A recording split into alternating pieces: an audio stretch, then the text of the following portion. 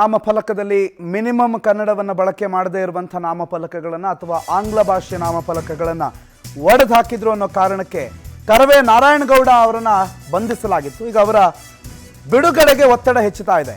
ಕರವೇ ಕಾರ್ಯಕರ್ತರ ಬಂಧನವನ್ನು ಖಂಡಿಸಿ ಇವತ್ತು ಸಾಲು ಸಾಲು ಮೀಟಿಂಗ್ ಇದೆ. ಬೆಳಿಗ್ಗೆ 11 ಗಂಟೆಗೆ ಮಹತ್ವದ ಸಭೆ ನಡೆಯುತ್ತೆ. ಕನ್ನಡ ಪರ ಸಂಘಟನೆಗಳ ಸಭೆಯನ್ನು ಕರೆದಿದ್ದಾರೆ ಪ್ರವೀಣ್ ಶೆಟ್ಟಿ.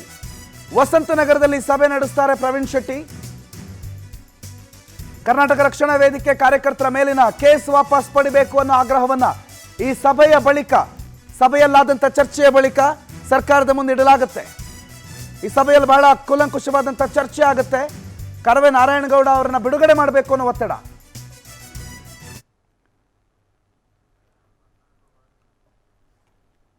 ಈ ಮೀಟಿಂಗ್ ಅನ್ನು ಕರೆದಿರುವಂತಹ ಪ್ರವೀಣ್ ಶೆಟ್ಟಿ, ಕನ್ನಡ ಪರ ಹೋರಾಟಗಾರ, ನಮ್ಮ ಜೊತೆಗೆ ಫೋನ್ ಸಂಪರ್ಕದಲ್ಲಿದ್ದಾರೆ. ಶೆಟ್ರೆ ನಮಸ್ಕಾರ. ನಮಸ್ತೆ. ನಮಸ್ತೆ ಸರ್. ಶೆಟ್ರೆ, ಒಂದು ಕುವೆಂಪು ಅವರ ಮಾತಿದೆ, ಎಸೆದದ್ದು ಕಲ್ಲಾದರೂ ಸೊಲ್ಲಾದರೂ ಎಸೆದದ್ದು ಕನ್ನಡಕ್ಕಾಗಿ ಅಲ್ಲವೇ ಅಂತ. ಆ ಲೆಕ್ಕಾಚಾರ ರಾಜ್ಯ ಸರ್ಕಾರಕ್ಕಿಲ್ಲ. ಕನ್ನಡದ ಉಳಿವಿಗೋಸ್ಕರ ಸರ್ಕಾರ ಮಾಡಬೇಕಾಗಿರೋ ಕೆಲಸವನ್ನು ನೀವು ಮಾಡಿದ್ರೆ ನಿಮ್ಮನ್ನು ಹಿಡಿದು ಬಂಧಿಸಿ ಜೈಲಿಗಡ್ತಾರೆ. ಈಗ ಏನು ಸಭೆ ನಡೆಸ್ತೀರಿ, ಯಾರ್ಯಾರು ಬರ್ತಾರೆ, ಏನು ನಿರ್ಧಾರಗಳನ್ನು ತಗೊಳ್ಳೋರಿದ್ದೀರಿ ಇವತ್ತಿನ ಸಭೆಯಲ್ಲಿ? ಇವತ್ತು ಅನೇಕ ಕನ್ನಡ ಪರ ನಾಯಕರು, ಸಾಹಿತಿಗಳು, ಅನೇಕ ಜನ ಇವತ್ತು ಬರ್ತಾ ಇದ್ದಾರೆ. ನಾವು ಕಿಂಗ್ಸ್ ಕೋರ್ಟ್ ಅಲ್ಲಿ ಸಭೆ ಮಾಡ್ಬೇಕಂತ ತೀರ್ಮಾನ ಮಾಡಿರುವಂತದ್ದು. ಆದ್ರಿಂದ ಕಿಂಗ್ಸ್ ಕೋರ್ಟ್ ಅಲ್ಲಿ ಪೊಲೀಸ್ ಅವಕಾಶ ಕೊಡದೇ ಇರೋದ್ರಿಂದ ಬ್ಯಾಡ್ಮಿಂಟನ್ ಕೋರ್ಟ್ ಅಲ್ಲಿ 11 ಗಂಟೆಗೆ ಸಭೆಯನ್ನ ಕರೆದಿದ್ದೀವಿ. ಈ ಸಭೆ ಮುಂದಿನ ಕನ್ನಡ ನಾಮಫಲಕಗಳು ಯಾವ ರೀತಿ ಹೋರಾಟ ಮಾಡಬೇಕು, ಜೈಲಲ್ಲಿರುವ ಅಮಾಯಕ ಕನ್ನಡ ಕಾರ್ಯಕರ್ತರನ್ನ ಯಾವ ರೀತಿ ಹೊರಗೆ ತರಬೇಕು, ಈ ರೀತಿ ಅನೇಕ ಚರ್ಚೆಗಳನ್ನ ನಾವೆಲ್ಲ ಹಿರಿಯ ನಾಯಕರು, ಹೋರಾಟಗಾರರು ಮತ್ತೆ ಸಾಹಿತಿಗಳು ಎಲ್ಲರೂ ಸೇರಿ ಚರ್ಚೆಯನ್ನ ಮಾಡಿ ಮುಂದಿನ ಯಾವ ರೀತಿ ಹೋರಾಟ ಮಾಡ್ಬೇಕನ್ನುವಂತ ನಿರ್ಧಾರವನ್ನ ತಗೊಳ್ತಾ ಇದ್ದೀವಿ. ಬಹಳ ಪ್ರಮುಖರಲ್ಲಿ ಯಾರು ಬರ್ತಿದ್ದಾರೆ ಸರ್? ದೊಡ್ಡರಂಗೇಗೌಡರು ಬರ್ತಾ ಇದ್ದಾರೆ, ಹಂಪನ ನಾಗರಾಜ್ ಅವರು ಬರ್ತಾ ಇದ್ದಾರೆ, ಸಾಹಿತ್ಯ ಪರಿಷತ್ ಅಧ್ಯಕ್ಷರು ಬರ್ತಾ ಇದ್ದಾರೆ, ಎಲ್ಲೂರ್ ಪ್ರಸಾದ್ ಅವರು ಬರ್ತಾ ಇದ್ದಾರೆ, ಅನೇಕ ಜನ ಇವತ್ತು ಸಾಹಿತಿಗಳು ಸೇರ್ತಾ ಇದ್ದಾರೆ. ವಟಾಳ್ ನಾಗರಾಜ್ ಅವರು, ಸಾರಾ ಗೋವಿಂದ್ ಅವರು, KR ಕುಮಾರ್ ಅವರು, ಮತ್ತೆ ಸಂಘಟನೆಯ ಬೇರೆ ಬೇರೆ ಸಂಘಟನೆಯ ಪದಾಧಿಕಾರಿಗಳು, ಅಧ್ಯಕ್ಷರುಗಳು ಸಹ ಬರ್ತಾ ಇದ್ದಾರೆ. ಇದೊಂದು ಐತಿಹಾಸಿಕ ಸಭೆ ಆಗುತ್ತೆ. ಯಾಕಂದ್ರೆ ಬೆಂಗಳೂರಲ್ಲಿ ಕನ್ನಡವನ್ನ ಉಳಿಸ್ಬೇಕಾಗಿರೋದು, ಕನ್ನಡಿಗರನ್ನ ಉಳಿಸ್ಕೋಬೇಕಾಗಿರೋದು ಪ್ರತಿಯೊಬ್ಬ ಕನ್ನಡಿಗನ ಕರ್ತವ್ಯ. ನಿಜ ನಿಜ. ಇಲ್ಲಿಯ ತನಕ ಕನ್ನಡ ಹೋರಾಟಗಾರರು ಅವ್ರ ಆರೋಗ್ಯ ಸರಿ ಇದೆಯೋ ಇಲ್ವೋ, ಅವ್ರಿಗೆ ದುಡಿಮೆ ಇದೆಯೋ ಇಲ್ವೋ, ಅವ್ರ ಜೀವನ ಮಾಡ್ತಾರೋ ಇಲ್ವೋ, ಆದ್ರೂ ಸಹ ಇಲ್ಲಿಯ ತನಕ ನಾವು ಕೋರ್ಟ್ಗಳು ಮತ್ತೆ ಮನೆಗಳಿಗೆ ತಿರುಗುವಂತ ತಪ್ಪಿಲ್ಲ. ಎಷ್ಟೋ ಜನ ಅಮಾಯಕರಿದ್ದಾರೆ. ಅವರ ವಿರುದ್ಧ ಎಲ್ಲಾ ರಾಜಕೀಯ ಪಕ್ಷಗಳು ಅಧಿಕಾರದಲ್ಲಿ ಬಂದಾವಾಗ ಕನ್ನಡ ಹೋರಾಟಗಾರರ ಮೇಲೆ ಕೇಸನ್ನು ವಾಪಸ್ ತೆಗೆಯೋದಾಗ್ಲಿ ಅಥವಾ ಅವ್ರನ್ನ ಜೈಲಿಗೆ ಹಾಕ್ಸೋ ಕೆಲಸವನ್ನ ಮುಂದುವರಿಸ್ತಾನೆ ಬಂದಿದ್ದಾರೆ.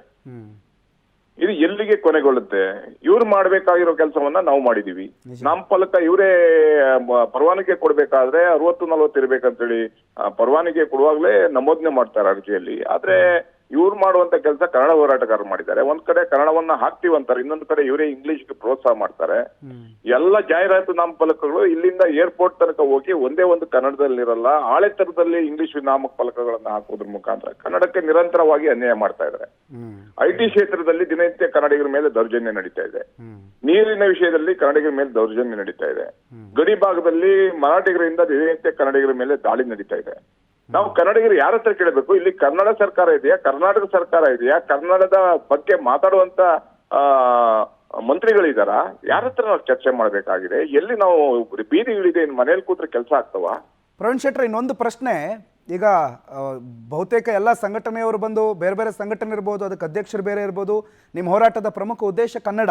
ಹಾಗಾಗಿ ಈಗ ಇವತ್ತು ನಡೆಯುವ ಮೀಟಿಂಗ್ ಇದೆಯಲ್ಲ, ಅದು ಕೇವಲ ಅವರನ್ನ ಬಂಧಿಸಿದ್ದನ್ನ ಬಿಡುಗಡೆ ಮಾಡಬೇಕು ಅನ್ನುವ ಖಂಡನ ಸಭೆ ಮಾತ್ರನಾ, ಅಥವಾ ಮುಂದಿನ ದಿನಗಳಲ್ಲಿ ಕರ್ನಾಟಕದ ಈ ಕನ್ನಡದ ಕಡೆಗಣನೆಯ ವಿರುದ್ಧ ನಡೆಯುವ ಹೋರಾಟಗಳಿಗೆ ನೀವೆಲ್ಲ ಒಂದಾಗಿ ಹೋಗುವಂತ ಸೂಚನೆಗಳು, ಏನಾದರೂ ಲಕ್ಷಣಗಳು ಇವತ್ತಿನ ಸಭೆ ನಂತರ ಗೋಚರ ಆಗ್ಬೋದಾ ಶೆಟ್ರೆ? ಖಂಡಿತವಾಗ್ಲೂ ಮುಂದಿನ ದಿನಗಳಲ್ಲಿ ಒಟ್ಟಾರೆ ಕನ್ನಡಿಗರ ಬದುಕು, ಉದ್ಯೋಗ, ಜೀವನ, ಕನ್ನಡ ನಾಮಫಲಕ ಎಲ್ಲವೂ, ಎಲ್ಲಾ ಕಾರ್ಖಾನೆಗಳಲ್ಲಿ ಕನ್ನಡಿಗರಿಗೆ ಕೆಲಸ, ಎಲ್ಲಾ ವಿಷಯಗಳನ್ನ ಇಟ್ಕೊಂಡು ಮುಂದಿನ ದಿನಗಳಲ್ಲಿ ತೀವ್ರವಾದಂತಹ ಹೋರಾಟವನ್ನ ಎಲ್ಲ ಸಂಘಟನೆಗಳು ಮಾಡ್ತೀವಿ. ಮತ್ತೆ ಅದೇ ರೀತಿ ಕನ್ನಡ ಕಾರ್ಯಕರ್ತರನ್ನ ಬಿಡುಗಡೆ ಮಾಡಬೇಕು, ಕನ್ನಡ ಹೋರಾಟಗಾರರ ಮೇಲಿರುವಂತಹ ಕೇಸನ್ನು ವಾಪಸ್ ತೆಗೆಯಬೇಕು, ಕನ್ನಡದ ಬಗ್ಗೆ ಎಷ್ಟು ಕಾಳಜಿ ಇದೆ, ಪ್ರಭುತ್ವತೆ ಇದೆ ಸರ್ಕಾರ ಅನ್ನೋದು ಸ್ಪಷ್ಟಪಡಿಸಬೇಕು ಅನ್ನೋ ಒತ್ತಾಯವನ್ನ ಮಾಡ್ತೀವಿ.